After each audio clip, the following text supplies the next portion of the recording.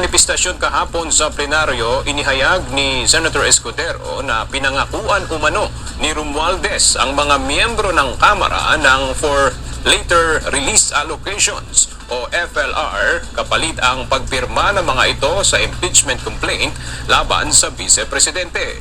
Ginamit umano ni Congressman Romualdez ang pangalan ni Pangulong Ferdinand Marcos Jr. at ang FLR upang itulak ang unconstitutional na impeachment complaint. So magandang gabi po sa ating lahat at lalo na sa mga tagapagsubaybay sa ating mga video at sa aking mga viewers na hindi pa nakapag-subscribe.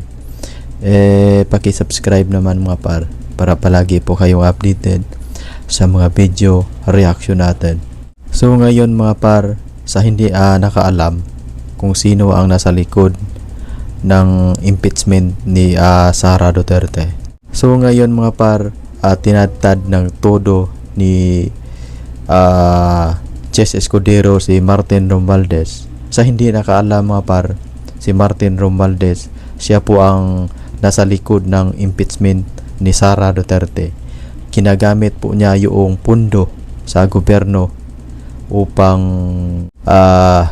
bilhin niya yung mga signatures ng mga kasamahan niya doon sa Kamara upang mapa-impeach si Sara sa lower house. So may video po tayo ipakita ko po sa inyo. Ni Senator Francis G. Escudero, si dating House Speaker at late Representative Martin Romualdez na siya umanong nasa likod ng impeachment complaint laban kay Vice President Sara Duterte. Sa kanyang manifestasyon kahapon sa plenaryo, inihayag ni Senator Escudero na pinangakuan umano ni Romualdez ang mga miyembro ng Kamara ng for later release allocations o FLR kapalit ang pagpirma ng mga ito sa impeachment complaint laban sa Vice Presidente.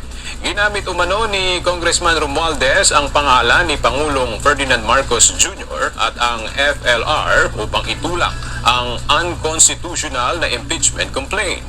Sinasabing pinapirma ang mga kongresista kapalit ang paglalabas ng pondo na naka-FLR bago mag-eleksyon. Nais ko din pong kumpirmahin ang sinabi ni Congressman Toby Chanco na ang pag-file ng impeachment complaint laban kay Vice President Sara Duterte ginamit na paraan ni Speaker Romualdez para mag-release ng pondo nila na naka-FLR or for late release bago mag-eleksyon. Maski na alam po niya na hindi po ito kayang talakayin ng Senado hanggang sa Hunyo pa mula nung simula.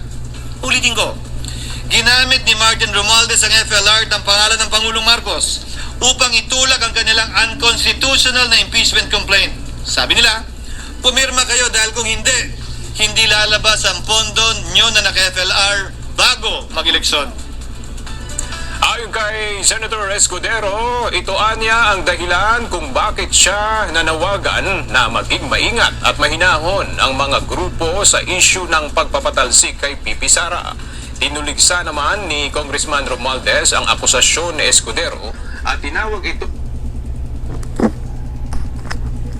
So yun po mga si Martin Romualdez pala ang nasa likod ng impeachment ni Sara Duterte. So ganun ka powerful si Martin Romualdez. Hawak niya ang kanyang mga kasamahan doon sa Kamara.